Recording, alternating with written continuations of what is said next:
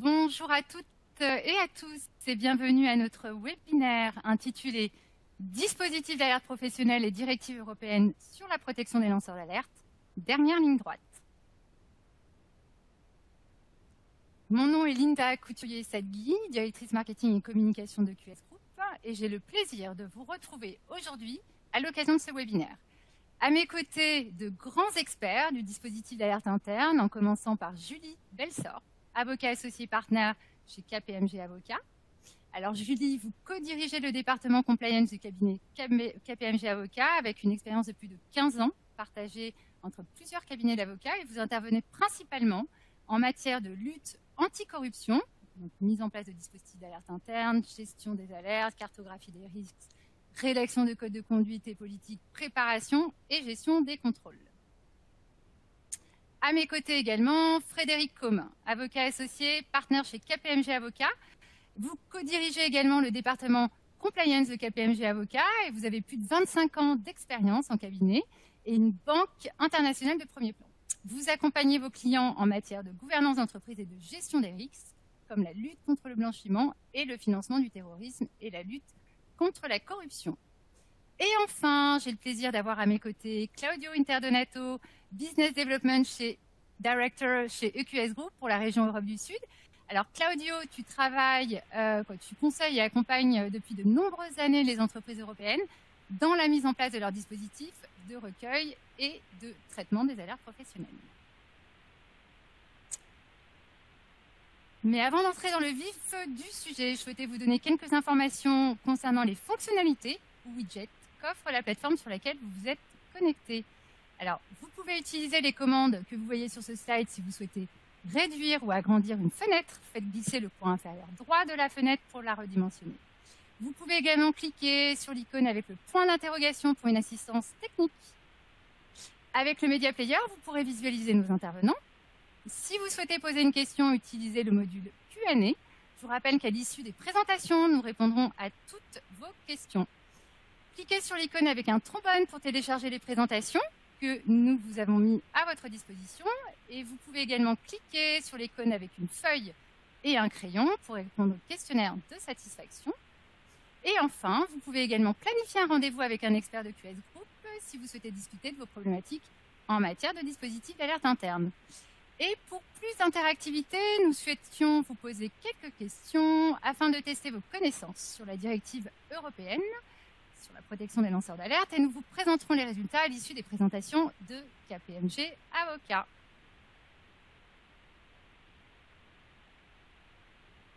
Première question. Quelles sont les personnes que la directive européenne sur la protection des lanceurs d'alerte entend protéger? Vous avez quelques secondes pour y répondre. Le lanceur d'alerte, les personnes physiques liées au lanceur d'alerte, les facilitateurs, les trois groupes de personnes cités ci-dessus. Je vous laisse quelques secondes pour y répondre.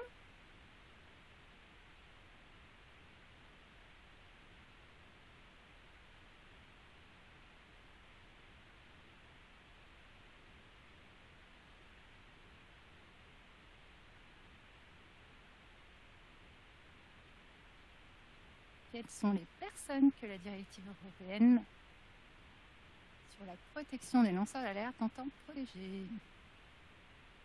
C'est bien, on a pas mal de personnes qui répondent à la question. Super.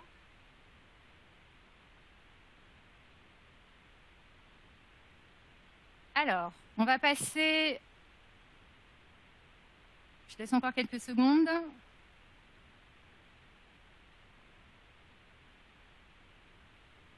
On passe à la deuxième question.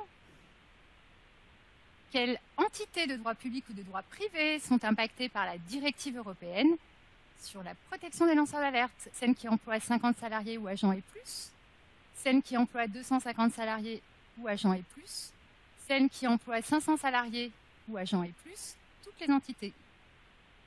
Je vous laisse quelques secondes pour y répondre.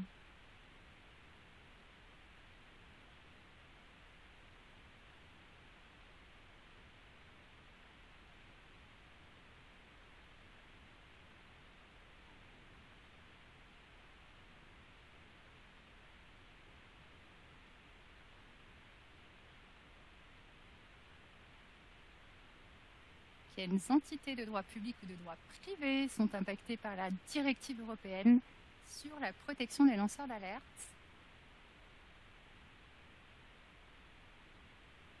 Super, on a pas mal de réponses. Et ça répond encore. Je vous laisse encore quelques secondes avant de passer aux présentations.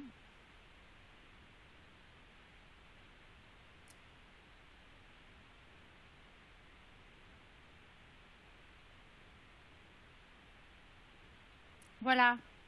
Merci d'avoir participé à ce sondage et nous découvrirons les résultats un peu plus tard. Alors, les entreprises ont dû mettre en place un dispositif d'alerte interne, rendu obligatoire avec la loi Sapin 2 en juin 2017 et très prochainement dans le cadre de la directive européenne sur la protection des lanceurs d'alerte, entrée en vigueur le 23 octobre 2019. À ce jour, seuls le Danemark et la Suède ont transposé cette directive européenne dans leur législation nationale. En France, une proposition de loi déposée par le député Sylvain Waserman et qui vise à renforcer la protection des lanceurs d'alerte a été adoptée en première lecture à l'unanimité à l'Assemblée nationale le 17 novembre dernier. Et cette proposition de loi doit désormais être examinée par le Sénat. Alors, selon Sylvain Waserman, auteur de la proposition de loi, le texte, une fois promulgué, fera, je le cite, de la France un pays à la pointe en Europe et dans le monde sur la question des lanceurs d'alerte. Alors, Julie et Frédéric, vous qui accompagnez les entreprises sur ce sujet, quels sont justement les points clés de la directive européenne et de la proposition de loi? Quelles sont les obligations juridiques auxquelles les entreprises françaises devront se soumettre? Selon quelles échéances? Quelles sont les conséquences de cette directive sur la loi Sapin 2? Frédéric Combes, c'est vous qui démarrez cette présentation avec un rappel du contexte. Je vous passe la parole, Frédéric. Merci, Linda. Bonjour à toutes et bonjour à tous. Julie Belsor, mon associée, et moi-même sommes particulièrement ravis de participer à ce webinaire organisé par EQS Group. Le sujet est large, fleuve, on pourrait en parler de nombreuses heures, mais on va essayer de faire une synthèse et de vous expliciter donc les conséquences de la directive et de la transposition en droit national.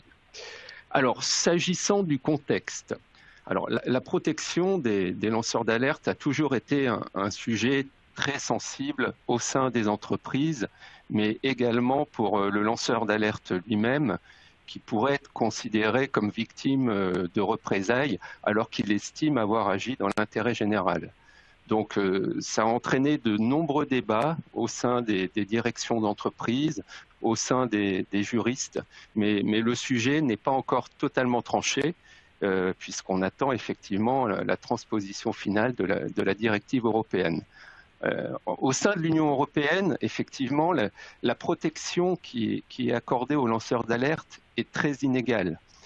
Comme le laissait entendre le Parlement européen dans un communiqué de presse du 19 juin 2019, seuls 10 États membres offraient une protection juridique complète pour le lanceur d'alerte, alors que la plupart des autres États n'accordaient qu'une protection partielle, voire sectorielle. C'est donc dans un contexte et une volonté d'harmonisation qu'est intervenue la directive européenne du 23 octobre 2019, la 2019-1937, sur la protection des personnes qui signalent les violations du droit de l'Union européenne. Alors cette directive doit notamment être transposée en France au plus tard le 17 janvier 2021.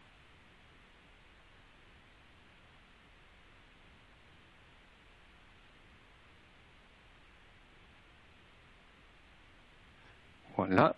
Alors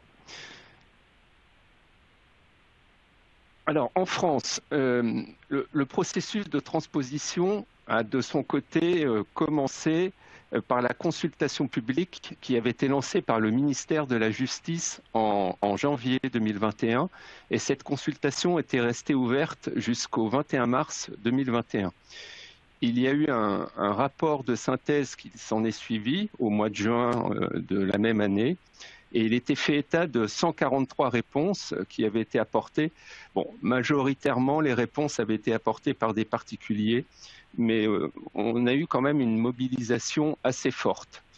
Mais dans le même temps, puisque ça a eu lieu en décembre 2020, la commission des lois de l'Assemblée nationale avait confié à deux députés, c'est-à-dire Raphaël Gauvain et Olivier Marleix, une mission d'évaluation de la loi Sapin II, avec pour objectif de tirer un bilan des apports de la loi Sapin II et c'était, si nécessaire, lancer des pistes d'amélioration. Alors au total, il y a eu 50 pistes d'amélioration qui ont été ressorties de ce rapport. Mais en synthèse, on peut dire que ce rapport du mois de juillet a quand même souligné les avancées qui ont été apportées par les lois Sapin II.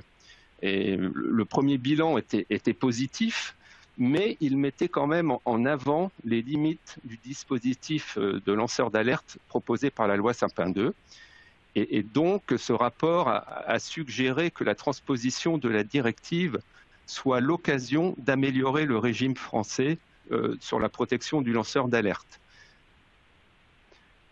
Ce rapport a été suivi de deux propositions de loi qui ont été déposées par Sylvain Waserman, et notamment celle qui nous intéresse aujourd'hui, la loi sur la protection des lanceurs d'alerte, qui date du 21 juillet 2021. Alors, aujourd'hui, une constatation s'impose. Le dispositif d'alerte est vraiment un réel instrument de gestion des risques au sein de l'entreprise, dès lors qu'il s'inscrit dans une véritable culture de transparence et d'intégrité. C'est vraiment un point fondamental sur lequel les entreprises doivent s'appuyer et nous le verrons tout au long de ce webinaire. Alors, sur le rappel chronologique, on en a parlé, Linda en a parlé, j'en ai parlé brièvement. La première étape, en France en tout cas, a été la loi Sapin II, la loi du 9 décembre 2016, plus précisément loi destinée ou relative à la transparence, à la lutte contre la corruption et à la modernisation de la vie économique. La France, par cette loi, a introduit une protection du lanceur d'alerte en imposant la mise en place d'un dispositif d'alerte pour toutes les entreprises de plus de 50 salariés. Elle a ainsi bâti un système qui a été considéré comme vraiment équilibré et ça résultait notamment de la trilogie signaler, traiter, protéger, et c'était inspiré de l'Assemblée générale du Conseil d'État qui avait donné ces dispositions en février 2016. Sur la chronologie, la seconde étape, donc, comme je le disais précédemment, est la directive européenne du 23 octobre 2019, qui, de son côté, vise à améliorer la protection des lanceurs d'alerte et créer un cadre commun de protection au sein de l'Union européenne. Alors, il faut noter dès à présent que cette directive fixe le minimum requis pour la transposition par les États membres. Mais la directive met, au-delà de cela, en avant le rôle pivot des lanceurs d'alerte dans le respect du droit. Alors, cette fameuse proposition de loi du 21 juillet 2021, la proposition de loi Waserman, qui, comme je le disais précédemment, s'inscrit dans la continuité de la consultation publique et de la mission d'évaluation de la loi Sapin II, cette proposition de loi a notamment pour objectif de construire un environnement clair et protecteur pour les lanceurs d'alerte, en tenant compte non seulement du dispositif actuel, de la directive, mais également des rapports de l'Assemblée parlementaire du Conseil de l'Europe.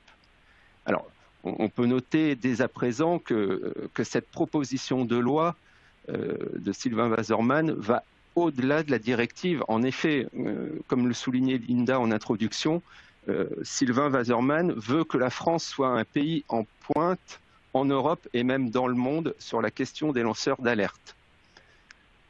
Donc, l'étape qui a été tout à fait effectuée récemment, c'est l'adoption du texte par l'Assemblée nationale qui a eu lieu le 17 novembre dernier. Ce texte a été adopté à l'unanimité en première lecture. Le texte a été envoyé devant le Sénat le 18 novembre Il est actuellement en cours de discussion. Je ne sais pas si on peut anticiper des changements. Toujours est-il qu'aujourd'hui, les éléments que l'on vous communique sont basés sur l'adoption par l'Assemblée nationale. Alors, la transposition de la directive, quant à elle, doit avoir lieu au plus tard pour le 17 novembre 2021. On effectué cette transposition. Le Danemark a été le premier État à le faire en juin de cette année et le second État a été la Suède. La transposition de la directive en droit interne est un sujet relativement complexe et qui entraîne de nombreuses discussions au sein des États membres. J'en veux par exemple le cas de l'Allemagne, puisqu'il y avait eu de nombreux débats et de nombreux échanges qui avaient entraîné le rejet du projet de loi comme nuisant à la compétitivité des entreprises. Donc on voit bien que ce sujet est énormément discuté et peut donner lieu de vifs débats. Alors j'en ai terminé sur le rappel du contexte et le rappel de la chronologie et je vais passer la parole à mon associée Julie Belsor qui de son côté va vous donner les éléments importants sur l'obligation de mettre en place un dispositif d'alerte ainsi que les modalités de cette obligation. Et puis elle parlera également des signalements, la fin des signalements en cascade. Voilà, je laisse la parole à Julie et je vous souhaite un bon webinaire. Merci beaucoup Frédéric pour cette introduction. Bonjour à tous, enchantée. Donc ce matin, j'ai la mission de vous présenter cette obligation de mettre en place un dispositif d'alerte. Donc, quelles sont les entreprises concernées? On va tout de suite rentrer dans le cœur du sujet. Les entreprises concernées sont les entreprises qui ont plus de 50 salariés. Donc, ça peut être des entreprises de droit privé, des entreprises de droit public, bien sûr, et également les communes de plus de 10 000 habitants. Elles ont donc l'obligation de mettre en place ce dispositif d'alerte. La directive parle d'un dispositif de recueil et de traitement des signalements. Et ce dispositif d'alerte doit être mis en place après consultation des instances de dialogue social. La proposition de loi Wasserman reprend bien sûr cette obligation. On sait que chez nous en France elle existait déjà, donc elle est confirmée. Donc cette obligation est maintenue. La proposition de loi renvoie toutefois à un décret qui va venir préciser les garanties d'indépendance et d'impartialité de cette procédure et les délais de retour d'information qu'on doit faire à l'auteur du signalement. Donc, on reste un petit peu sur notre faim quand on analyse la proposition de loi parce qu'on n'a pas toutes les modalités pratiques de ce dispositif d'alerte tel qu'il sera dans l'article 8 de la loi Sapin 2 qui sera modifié. Donc, pour avoir une indication, il nous semble important de lire les exigences posées par la directive. Donc, c'est l'article 9 de la directive qui nous donne les exigences qu'elle souhaite voir dans un dispositif d'alerte. Et on vous a reposé sur ce slide ces exigences. Donc, d'abord, les canaux doivent être conçus, établis et gérés d'une manière sécurisée qui garantit la confidentialité de l'identité de l'auteur du signalement. Il faut qu'on ait un accusé de réception, bien sûr, et qu'on adresse cet accusé de réception à l'auteur de signalement dans un délai de 7 jours à compter de la réception. Il faut également, sur les délais, qu'il y ait un délai raisonnable pour fournir un retour d'information à l'auteur du signalement et on doit revenir dans un délai qui ne doit pas excéder 3 mois. Donc, c'est 3 mois maximum pour la directive pour donner des informations à l'auteur du signalement. Il faut que les entreprises mettent en œuvre un service ou désignent une personne, en tout cas, qui sera impartiale et compétente pour assurer le suivi des signalements. Et il faut un suivi diligent des entreprises. Ce suivi diligent, il est bien sûr tout au long de la procédure et il est aussi un suivi diligent quand les États permettent des alertes, des signalements de façon anonyme. Donc la directive le prévoit, donc c'est 2 suivis diligents, on les a mis sur la même ligne, mais en vrai dans les textes c'est 2 alinéas, donc un suivi diligent et un suivi diligent pour les signalements anonymes. Et puis une mise à disposition d'informations claires et facilement accessibles concernant les procédures de signalement externe. Il faut que ce soit facilement accessible comme le dit le texte. C'est pas ce qu'on voit en pratique, pas toujours en tout cas. Donc il faut vraiment qu'on puisse accéder facilement à ce dispositif d'alerte quand on a un signalement à effectuer et ne pas avoir à se promener par exemple de page en page sur un site internet pour finalement arriver à rien ou avoir un numéro de téléphone sur lequel personne ne répond. Voilà, c'est ce qu'on a pu voir en pratique, c'est pour ça que je me permets d'en parler ce matin. Donc ça, ce sera précisé par décret. Une fois encore, la proposition de loi Wasserman ne parle pas de ces conditions, et donc ce sera ce qu'il faudra mettre dans des procédures, dans le cadre de l'adaptation de vos procédures d'alerte actuelles ou de la mise en place des procédures d'alerte pour les sociétés qui sont parmi nous ce matin et qui n'ont pas eu encore cette mise en place, enfin qui n'ont pas effectué cette mise en place. Une petite précision, le projet de loi, donc dans sa version initiale, ne prévoyait pas cet article 3 bis. Il résulte des discussions à l'Assemblée nationale, donc un amendement qui a été effectué, qui a été donc voté. Et maintenant, donc, on a un article 3 bis dans la proposition de loi qui va venir modifier le Code du travail, l'article 1321-2 du Code du travail, et qui impose aux sociétés de rappeler dans leur règlement intérieur l'existence de ce dispositif d'alerte. Donc ça veut dire qu'il va falloir modifier les règlements intérieurs. Donc il y a évidemment un petit process à mettre en œuvre, mais on y reviendra tout à l'heure. Sur les différents types de signalements, la directive nous dit que les signalements peuvent être écrits, oraux, en nous précisant que c'est par téléphone ou via d'autres systèmes de messagerie vocale, ou sur demande de l'auteur de signalement par le biais d'une rencontre physique et dans un délai raisonnable. Voilà. Ou alors, ça peut être les deux, bien sûr. La directive envisage que les signalements puissent être et oraux et écrits. En tout cas, aucune obligation de mettre les deux. C'est un « ou » qui est dans le texte, une alternative. Ce qui répond aussi à beaucoup de questions qu'on peut se poser en pratique. Est-ce que je suis obligée de rajouter un numéro de téléphone à mon dispositif d'alerte quand j'ai recours à une plateforme, par exemple, ou quand j'ai mis en place une adresse email? Non, non. Avec l'alternative, on ne devrait pas avoir cette obligation de rajouter en plus un numéro, enfin d'ouvrir une ligne téléphonique, ça c'est important. Et sachant que la proposition de loi ne se prononce pas sur ces conditions et cette alternative. On note également que la directive prévoit que les canaux de signalement peuvent être gérés en interne. Donc, comme on voit bien sûr régulièrement chez nos clients, c'est souvent le service de la conformité qui s'en occupe, des référents éthique et conformité. Enfin voilà, c'est eux qui reçoivent les signalements et qui vont les traiter. Ils sont pas nombreux parce qu'il faut toujours garantir la confidentialité. Donc c'est vraiment un petit groupe de personnes qui va pouvoir avoir accès à ces signalements et les traiter. La directive prévoit expressément la possibilité que ce service d'alerte interne puisse être géré finalement en externe par un tiers, en nommant les fournisseurs de plateformes, donc comme IQS bien sûr, mais également les conseillers externes, les auditeurs, et elle prévoit aussi les représentants syndicaux, représentants des travailleurs qui peuvent gérer ces dispositifs d'alerte interne en externe. Il ne faut pas confondre avec le dispositif d'alerte externe, on y reviendra, à la condition bien sûr de l'indépendance de ces tiers, de la confidentialité dans le traitement des signalements. Et puis la directive prévoit que pour les entreprises qui comptent moins de 250 salariés, elles peuvent mettre en place en commun un dispositif donc de gestion des alertes et de recueil des signalements. Donc on pense principalement aux sociétés d'un groupe, même société d'un groupe, aux sociétés sœurs, aux filiales d'une société mère qui peuvent avoir un seul dispositif d'alerte en commun, sous réserve bien sûr de conserver les obligations de confidentialité et d'indépendance. Un petit point sur les entreprises qui ont moins de 50 salariés. Aucune obligation pour elles. Donc pour nous, ça ne change pas parce qu'en France, c'était déjà le cas. Pour autant, la directive incite quand même les sociétés à mettre en place un dispositif d'alerte pour les sociétés de moins de 50 salariés et demande aux États membres d'ailleurs de faire une analyse de risque et une étude pour voir si sur certains secteurs, il ne faudrait pas implémenter une telle obligation.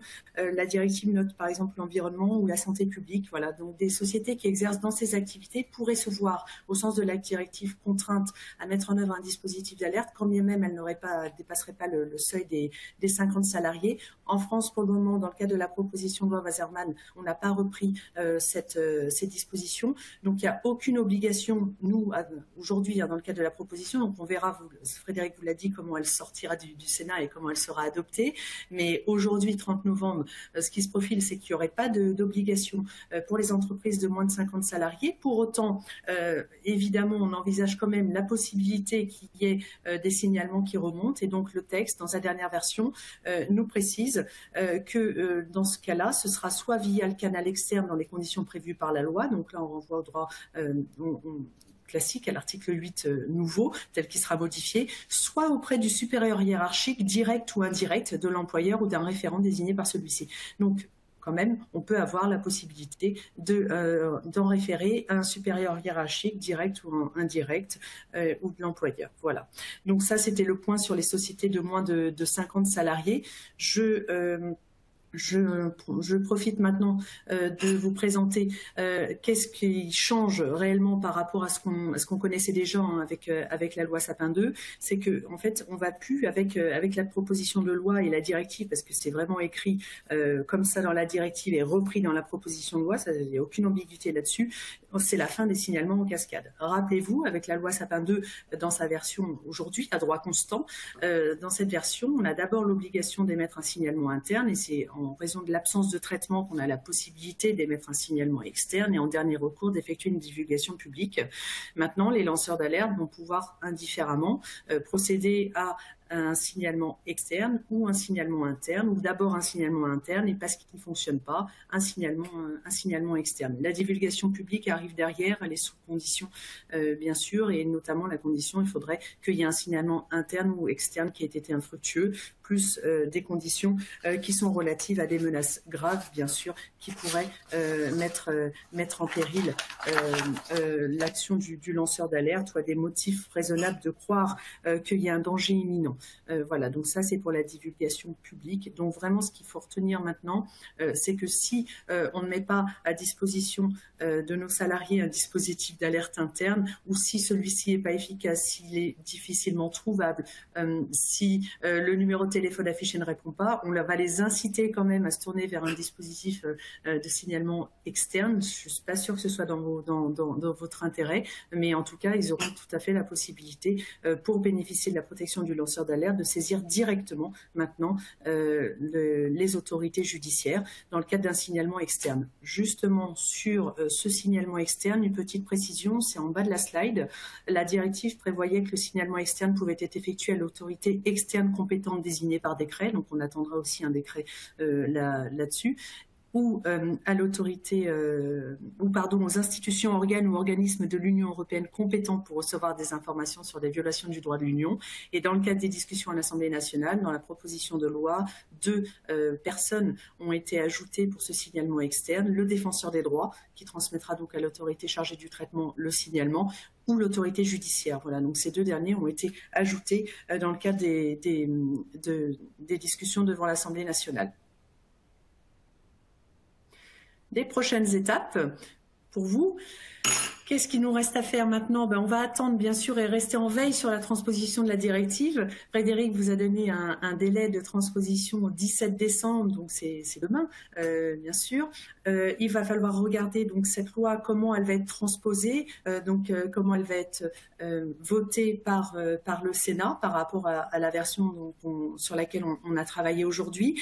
On va attendre les décrets d'application, bien sûr, pour voir les procédures, la façon dont seront mises en œuvre, combien de temps, par exemple, le législateur va retenir pour les délais de traitement. La directive, je vous le rappelle, nous donne un délai de 3 mois maximum pour informer l'auteur du signalement. Est-ce qu'on va utiliser en France ce délai de 3 mois maximum, ou est-ce qu'il va être restreint et on va rester sur un délai de 2 mois, par exemple?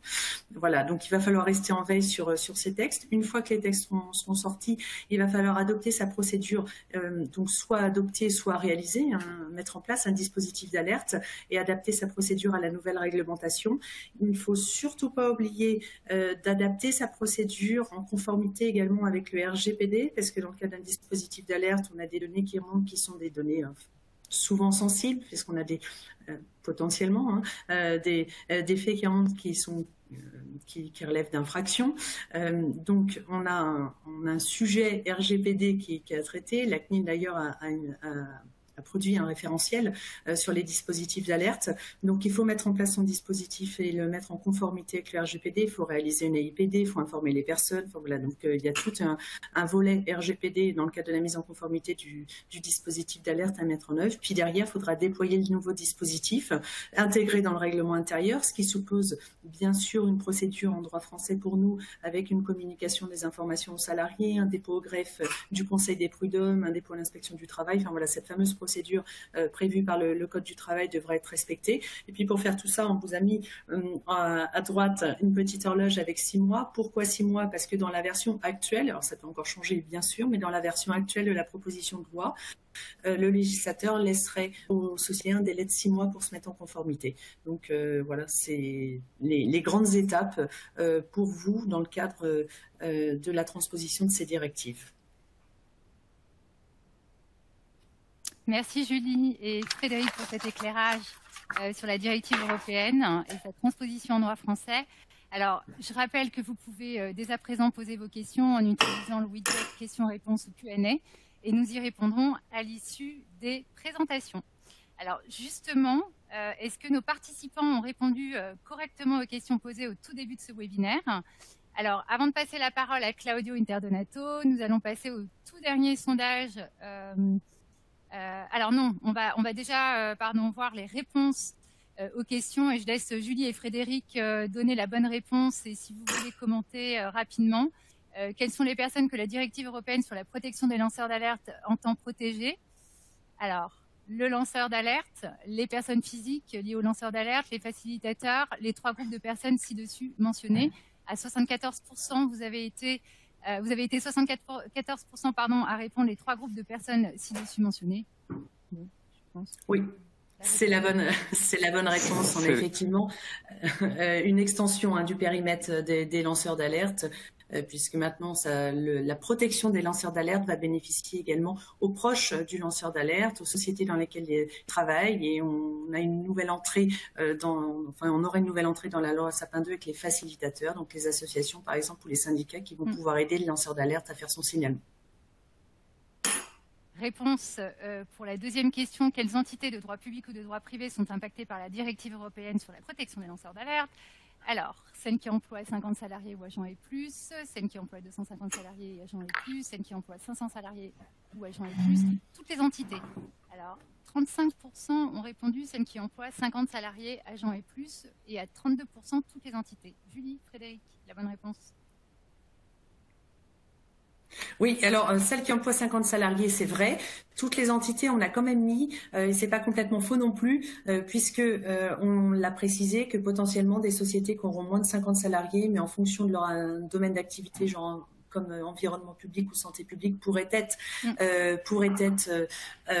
contraintes de mettre en place ce dispositif d'alerte. Donc, si c'est au sens de la directive, ce serait toutes les entités. Et en France, pour le moment, tel qu'on a la proposition de loi Wasserman, ce serait celle qui emploie 50 salariés ou agents et plus. Le 250 salariés, il est trompeur, on l'a mis là, mais en fait, c'est pour... en fait, on parle de 250 salariés pour mettre en commun le dispositif d'alerte dont j'ai parlé tout à l'heure. Quant aux 500 salariés, c'est le dispositif d'alerte sur l'article 17, donc dans le cadre d'un dispositif pour lutter contre la prévention de la corruption. Merci. Alors, avant de passer la parole à Claudio, nous allons passer à la question: avez-vous déjà mis en place un dispositif d'alerte interne au sein de votre entreprise?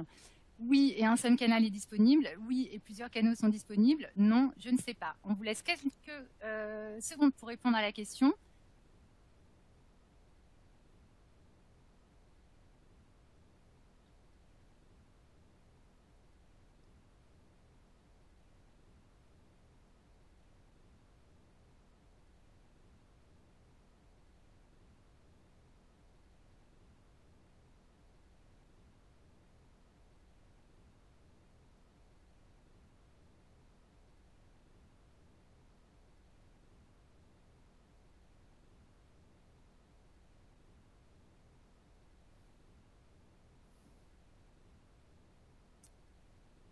On va passer à la toute dernière question.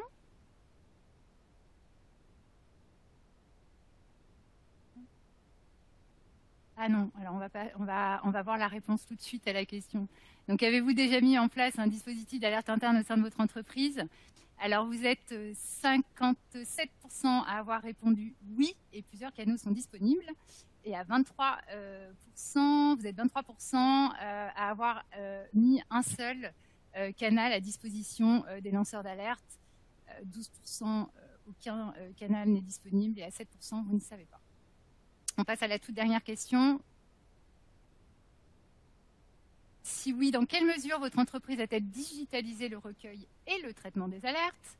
Nous utilisons une solution logicielle dédiée à cette problématique et nous avons recours uniquement à des canaux du type email, hotline téléphonique, ça peut être boîte aux lettres, médiateur, voilà. Donc, on vous laisse répondre à la question. Vous avez quelques secondes pour y répondre avant de passer la parole à Claudio Interdonato pour la dernière partie de cette présentation. Je vous rappelle que vous avez la possibilité de poser vos questions en utilisant le widget Q&A ou questions-réponses disponible depuis votre console et nous y répondrons à l'issue des présentations. Je vous laisse encore quelques secondes. On découvre les réponses et on passe à Claudio.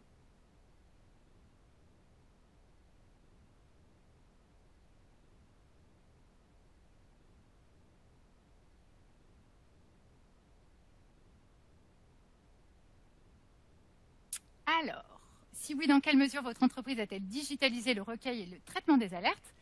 Alors, vous êtes 55% à utiliser une solution logicielle dédiée à cette problématique et 44% à avoir recours aux canaux plutôt classiques. Merci en tout cas de votre participation à ce sondage.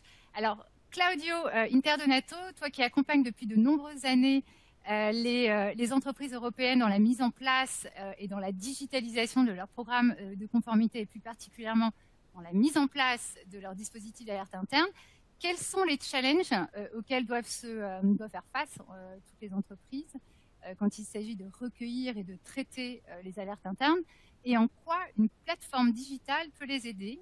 Claudio, je te passe la parole. Merci beaucoup, Linda. Bonjour à toutes et tous. Je tiens à remercier nos collègues de KPMG, Julie et Frédéric, pour leur excellente présentation. Et bon, moi, je vais vous parler un peu maintenant des canaux de signalement, quel outil nous allons mettre en place et quels seraient nos conseils. Donc, pardonnez-moi. Voilà, donc 3 défis concernant les signalements. Quand on veut mettre en place un dispositif d'alerte, la première chose qu'on se retrouve, c'est que l'employé ou la personne qui veut faire l'alerte, elle manque d'informations, elle ne sait pas trop où faire l'alerte, à qui se diriger et quelle est la procédure en place. Du côté de l'entreprise, de la société, on va avoir surtout le problème qu'on est surchargé de travail. Ça demande beaucoup de temps de faire la mise en place d'un canal de signalement et il faut connaître bien la loi, il faut mettre en place des procédures, des politiques et on ne sait pas trop comment s'y prendre. Et enfin, une fois qu'on a mis un système en place, on a besoin d'assigner le signalement peut-être à des personnes différentes, hein, selon le type de cas, que ce soit un cas de discrimination ou que ce soit un cas de fraude ou corruption. Donc, on peut avoir différentes personnes qui doivent intervenir et ça se complique à ce moment-là de savoir qui envoie l'information et on n'a pas une vue d'ensemble centralisée qui nous permet de savoir qu'est-ce qui se passe. Alors, quand on parle de mettre en place un dispositif d'alerte professionnel ou interne, vous dites plutôt professionnel maintenant parce qu'on est en train de voir qu'avec la nouvelle directive, ce n'est pas seulement pour les employés, mais aussi pour les tiers. Et donc, les avantages pour l'entreprise, c'est de créer une culture d'entreprise éthique. On entend parler de plus en plus, et c'est la tendance aujourd'hui, de créer une compagnie qui soit une entreprise, une société qui soit transparente, qui soit éthique, qui soit confiable. Et donc, ici, on cherche surtout à se conformer aux différents règlements en vigueur. Comme vous voyez, on l'a vu dans la présentation au début de Frédéric, qu'on a beaucoup de changements dans les lois. On cherche à protéger les employeurs, les employés, et protéger d'éventuelles sanctions qu'on peut avoir, des risques réputationnels dans l'entreprise. On veut favoriser une culture de prise de parole, de speak-up. Et c'est important ici le concept de confiance. Si vos employés, si vos tiers n'ont pas confiance envers l'entreprise, ils vont peut-être pas faire le signalement auprès de vous. Et vous avez vu maintenant qu'avec la directive, il y a la possibilité de faire le signalement vers les autorités compétentes, vers les autorités judiciaire. Ça peut représenter une contrainte pour votre société. Donc, c'est important de générer cette confiance interne. Naturellement, au moment où vous avez une culture d'entreprise éthique, votre entreprise devient beaucoup plus attractive. auprès de vos clients, vous êtes plus transparent, vous avez plus vous générez beaucoup plus de confiance à l'extérieur, donc ça attire plus les investisseurs, les banques, les candidats potentiels que vous pouvez éventuellement recruter. Et finalement, toute l'information que vous recevez à travers le dispositif d'alerte, il vous permet de centraliser les données et pouvoir faire une analyse des risques. Si on regarde maintenant, très important, les canaux que vous pouvez utiliser pour la réception de vos signalements. Et donc, on en a plusieurs. Je pense que la meilleure pratique, c'est d'être capable d'utiliser tout ce qu'il y a. Bon, on regardera un peu les avantages de chacun. Si on parle d'une boîte aux lettres, donc une boîte aux lettres physique, hein, qu'on ne mettrait pas électronique, mais une boîte en face d'un bureau de compliance, quoi que ce soit, on va avoir ici des avantages que, bon, c'est facile de mettre en place, hein, c'est peu coûteux, les employés peuvent avoir accès. Par contre, c'était limité au niveau de pouvoir faire, c'est compliqué si on veut faire une alerte ou un signalement anonyme, et c'est peut-être un peu compliqué aussi de gestionner l'opération de forme manuelle. La partie téléphonique, ça va dépendre. Hein, si on a des hotlines, des personnes qui vont répondre au téléphone, bon, c'est vrai qu'on peut avoir un dialogue, on peut poser des questions, ça peut être quelque chose de plus personnalisé. Le désavantage, c'est encore au niveau de l'anonymat, des employés ne vont peut-être pas se sentir confortables qu'on puisse identifier leur voix. Il peut y avoir un souci au moment de la transcription. Est-ce qu'on a bien compris ce que la personne nous disait? Et il y a un problème aussi de coût. Si vous allez avoir des personnes de 24 heures sur 24 sur un système opérationnel, ça peut coûter très cher. Un avantage peut-être de la partie téléphone aujourd'hui, ce sont des boîtes vocales qui vous permettent de laisser un message. Bon, ça peut améliorer le cas. Pour la partie email, c'est ce qui est plus utilisé peut-être aujourd'hui. Tout le monde a des emails dans l'entreprise, donc c'est facile de mettre en place un email. Donc c'est peu coûteux parce que c'est déjà en place et ça fonctionne 24 heures sur 24, 7 jours sur 7. Ici, le souci, c'est un peu compliqué au niveau de l'anonymat pour le lanceur d'alerte. De l'autre côté, ce n'est pas un outil qui est chiffré, il n'est pas sûr, donc éventuellement, ces données-là peuvent être interceptées. Et on se retrouve avec le souci que si cette information-là est envoyée à différentes personnes, parce qu'on envoie dans différents groupes qui doivent faire la gestion du signalement, éventuellement, on perd la trace. Et au niveau des données personnelles, ça peut être un peu compliqué d'avoir à anonymiser des données quand on ne sait pas où elles se trouvent dans les emails. On a la partie du médiateur. Donc, un médiateur, c'est assez intéressant. On a une personne dans le milieu qui peut recevoir les alertes avant l'entreprise. Donc, c'est impartiel. Ça l'aide si on a une petite entreprise et qu'on a des conflits d'intérêts à l'intérieur ou qu'on a des ressources qui sont limitées. Et donc, c'est peut-être une très bonne idée. Ce qui est limité ici, c'est un peu, bon, le contact peut-être un peu dissuasif. La personne, c'est ce qu'elle répond de forme personnelle. Les disponibilités peuvent être limitées. Et à un moment donné, on n'a pas totalement contrôle de l'information. Mais moi, j'aime bien le côté de médiateur pour les petites entreprises quand celui-ci est accouplé, mis ensemble avec une plateforme digitale.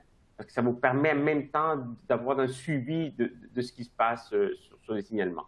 Et bon, et en dernier, bon, on a la plateforme digitale aujourd'hui, c'est ce qu'on a de plus nouveau, c'est ce que je vais vous parler dans les minutes qui me restent, mais c'est aujourd'hui, on a une plateforme qui peut être une plateforme en forme web, qui nous permet de recevoir des signalements, qui permet aux lanceurs d'alerte de le faire de forme anonyme si nécessaire, mais qui nous permet d'avoir un dialogue sécurisé avec le lanceur d'alerte. Une fois qu'on reçoit l'alerte, on peut poser plus de questions si on n'a pas eu les éléments nécessaires pour pouvoir dire si le cas il est avéré ou pas.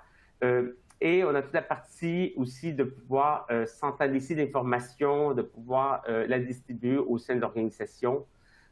Et ici aussi, on a un outil qui est conforme au RGPD, et qui devait être capable d'automatiser un peu la procédure et de nous faire sauver du temps. On va revenir un peu sur l'outil de la solution digitale. Pourquoi c'est une meilleure pratique d'utiliser un outil digital. Bon, d'un côté, un outil va avoir deux modules. La partie qu'on peut appeler front-end en anglais, qui est la partie de la page d'accueil vers le lanceur d'alerte. Hein, une page que vous pouvez personnaliser. Il va y avoir une adresse que vous pouvez contacter où le lanceur d'alerte va pouvoir se connecter, voir la procédure, voir votre politique et voir les modalités de comment il peut générer une alerte. Hein. Sur le système que nous, on a de Integrity Line, ce système-là permet aussi de faire un signalement vocal, ce qui veut dire que si la personne ne veut pas écrire, elle veut simplement laisser un message enregistré, on peut le faire avec la possibilité de que ce message-là soit, en plus, on puisse modifier la voix pour que et le message vocal puisse être aussi anonyme. Et cette page-là, elle peut être personnalisée selon votre dessin, votre branding corporatif et naturellement un bon système, un bon dispositif d'alerte digitale peut être accessible à travers n'importe quel outil. Hein? Que ce soit un téléphone, que ce soit un smartphone, que ce soit un ordinateur, une tablette. Hein? Et aussi, il doit être conforme aux directives d'accessibilité pour le web, pour les personnes qui ont besoin de recours. Dans la partie externe, donc ça, le deuxième module, ce qu'on appelle le back-end ou l'outil de gestion des cas, ce qui veut dire qu'une fois que l'alerte est générée, les personnes responsables vont recevoir un avis et ils vont pouvoir se connecter sur un outil qui va leur donner un panorama de toutes les alertes qui sont. Ils vont pouvoir traiter cette alerte-là, leur donner une classification et l'alerte va pouvoir être assignée aux bonnes personnes. Un bon outil va vous permettre, par exemple, de générer une ségrégation de rôles. Donc, vous allez avoir différentes personnes avec différents types de rôles, un rôle d'administrateur, un rôle d'investigateur, inviter des personnes, par exemple, des avocats externes à participer à l'investigation. Et donc, tous ces rôles-là peuvent être ici. Ce qui est intéressant, c'est que pas toutes les personnes vont voir tous les cas. Hein. Si j'envoie, par exemple, mes signalements de discrimination au département de ressources humaines, bon, les ressources humaines va avoir accès à ces données-là, mais peut-être que les données de fraude iront vers une autre équipe de travail. Et tout ça est possible. Et le système va nous permettre de générer des statistiques qui vont nous permettre de faire des rapports éventuellement et voir quel est le cas. Donc, voilà. Et aussi, très important, si vous avez d'autres canaux de signalement comme l'email, le téléphone, vous recevez un courrier ou vous recevez verbalement quelqu'un qui vient chez le superviseur ou dans vos bureaux à la compliance à vous faire un signalement verbal, vous pouvez l'intégrer à l'intérieur de ce système-là. Si je reviens un peu sur l'outil qu'on a, nous, Integrity Line, chez EQS Group, on a un dispositif d'alerte qui est celui de référence en Europe. On a 1600 clients, bon, un peu plus même aujourd'hui qu'on parle, depuis qu'on a fait la présentation, on est proche à 2000 clients qui utilisent notre plateforme. Ici, on a les données de G2, qui est une plateforme où nos clients sont envoyés une fois qu'ils ont eu la mise en œuvre. Donc, on voit ici les ponctuations de facilité d'utilisation, de qualité de l'accompagnement et de facilité de mise en place. Vous voyez que les numéros, c'est sur 10, donc c'est assez haut. On a un très bon retour assez positif de nos clients. Et bon, et la plateforme, aujourd'hui, on a une plateforme qui s'adapte à tous les tailles. Donc, on a tous les budgets. Ça s'adapte à une petite entreprise, très petite, jusqu'à une grande boîte multinationale. Le système est en 70 langues. On peut l'adapter selon les besoins de l'entreprise. On est certifié ISO 27001, qui est la certification de sécurité de l'information. Les serveurs sont stockés dans l'Union européenne, il n'y a pas de données qui sortent en dehors et tout est conforme selon la RGPD. Merci Claudio. Alors, on va passer aux questions parce que merci Claudio pour la présentation. N'hésitez pas, si vous souhaitez planifier une démo ou parler à un expert du dispositif d'alerte interne, vous avez la possibilité de booker ce rendez-vous à partir de la console. Alors, on va passer, merci Claudio, on va passer aux questions toi, car vous êtes vraiment nombreux à nous en poser. Alors, on va passer peut-être à la première question. Alors, bonjour, le lanceur d'alerte est donc obligé de tout de même faire un signalement au dispositif interne avant d'utiliser un dispositif externe. Exemple, une plateforme de signalement mise en place dans l'entreprise. Qui souhaite répondre à la question, s'il vous plaît? Julie, je veux bien répondre. Merci Linda, merci pour cette question. Non, il n'y a pas l'obligation d'abord de passer dans le cadre d'un signalement interne avant d'effectuer un signalement externe. C'est justement une nouvelle approche. Hein. C'est un apport de la directive et de la proposition de loi qui la transposera, enfin de la loi qui la transposera bientôt. Maintenant, le lanceur d'alerte peut effectuer un signalement interne ou effectuer indifféremment et directement un signalement externe. Voilà. Merci. Alors, bonjour, 2 questions. Quel est le champ d'application territorial de la directive? Je comprends que seules les dispositions de la loi Sapin 2 sur la corruption, article 17, ont une portée extraterritoriale, hors UE. Qu'en est-il de la directive pour les lanceurs d'alerte et de la proposition de loi? Devrons-nous étendre au reste du monde les procédures et protections prévues par cette directive? Qui souhaite y répondre? Je veux bien aussi. Je continue. Merci Linda. Alors, sur la question de la territorialité de la directive, donc la directive ne prévoit pas de règles extraterritoriales comme le fait la loi Sapin 2 pour son article 17. Donc, les sociétés qui ont plus de 500 salariés et 100 millions d'euros de chiffre d'affaires, ces sociétés-là, effectivement, doivent mettre en place un dispositif de prévention, donc un dispositif de prévention de la corruption. Et ce dispositif-là a une portée extraterritoriale. Par exemple, si la société mère est en France et qu'elle a des filiales à l'étranger, les filiales à l'étranger doivent mettre en place ce dispositif qui est composé des 8 piliers que vous savez sans doute, donc le fameux code de conduite, la cartographie des risques, le dispositif d'alerte anti-corruption. Là, la directive protection des lanceurs d'alerte ne prévoit pas de disposition extraterritoriale, donc par la force des choses, la proposition de loi Wasserman non plus. Donc normalement, on est juste là sur la continuité pour nous, ce qui était l'article 8 de la loi Sapin 2, donc qui existe déjà, qui sera d'ailleurs toujours l'article 8, mais qui va être modifié avec la proposition de loi, mais pas de portée extraterritoriale pour ce dispositif d'alerte. Merci Julie. Autre question, est-ce que le décret numéro 2017-564 du 19 avril 2017 relatif aux procédures de recueil des signalements émis par les lanceurs d'alerte au sein des personnes morales de droit public ou de droit privé ou des administrations de l'État va être annulé? Quelle est la réelle différence entre la nouvelle réglementation et ce décret? Qui souhaite y répondre?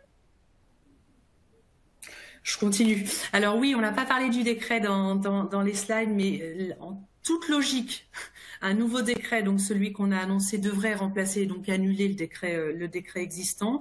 Le nouveau décret comportera plus de précisions, bien sûr, puisque le décret existant de 2017, il était pris en application de la loi Sapin 2, qui, vous le savez bien, n'avait pas d'impact à la base d'initiatives européennes. En fait, c'est le législateur français. La France était pionnière sur cette réglementation.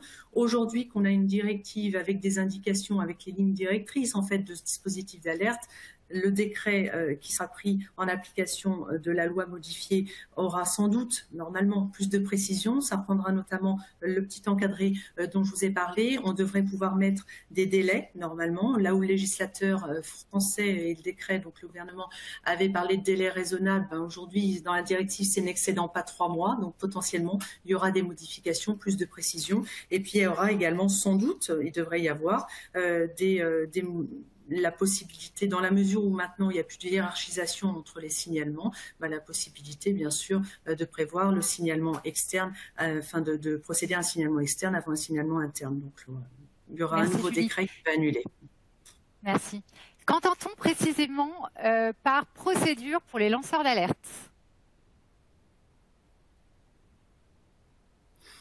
Alors, la procédure pour les lanceurs d'alerte, c'est ce qui sera prévu, bien sûr, renvoyé au décret. C'est un document qui va être communiqué aux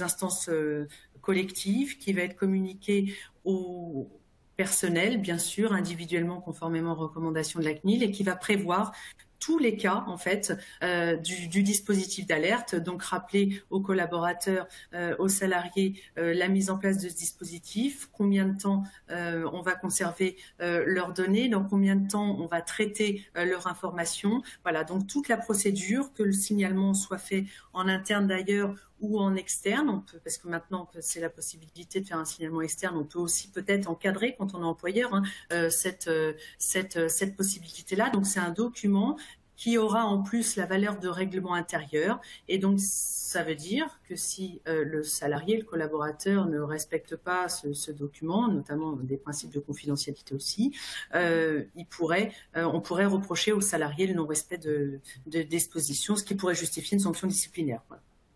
Merci Julie. Le lanceur d'alerte pourra-t-il directement procéder à une divulgation publique sans procéder à un signalement interne ou externe préalablement ?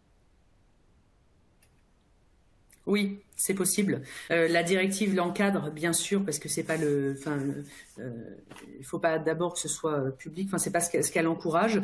Pour autant, une divulgation publique sans avoir effectué un signalement interne ou un signalement externe est tout à fait possible. C'est l'article 15 de la directive qui nous dit que si la personne a des motifs raisonnables de croire que la violation peut représenter un danger imminent ou manifeste pour l'intérêt public, là, elle peut directement procéder à une divulgation publique.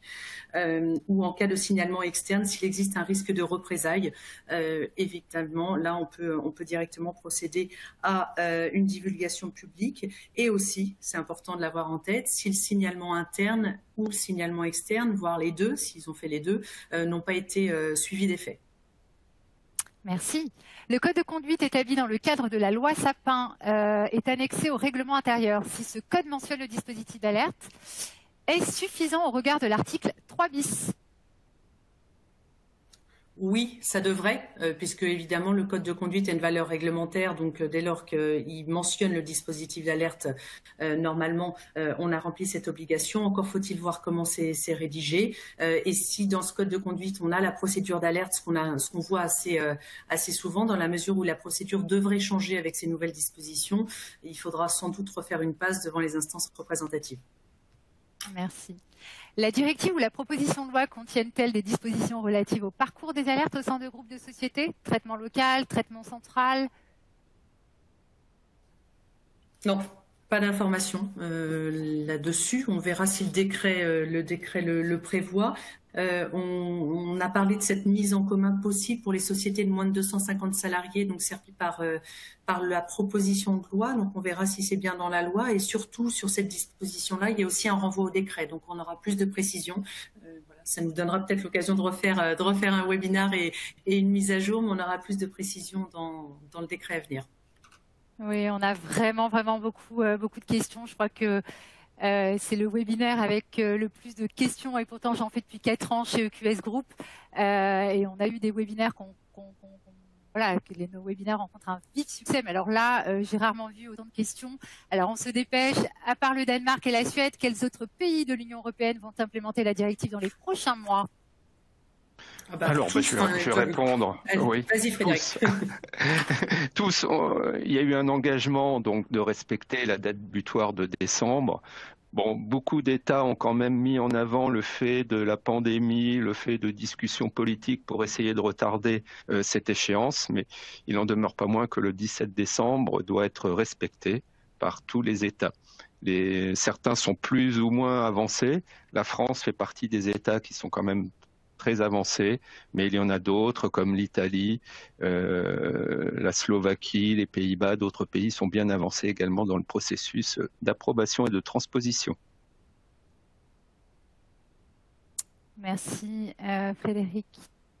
Alors, ouh là là, il y en a vraiment beaucoup. Alors, sachez que si nous n'avons pas le temps, et nous n'aurons clairement pas le temps de répondre à l'ensemble des questions, on n'hésitera pas à préparer les réponses et à vous les envoyer dans le cadre de la rediffusion de ce webinaire qu'on mettra à disposition, le replay. Alors, il y a une autre question. Alors, je ne sais pas si Frédéric et Julie, il y a des questions que vous souhaiteriez répondre, parce qu'alors là, il y en a vraiment beaucoup. Hop,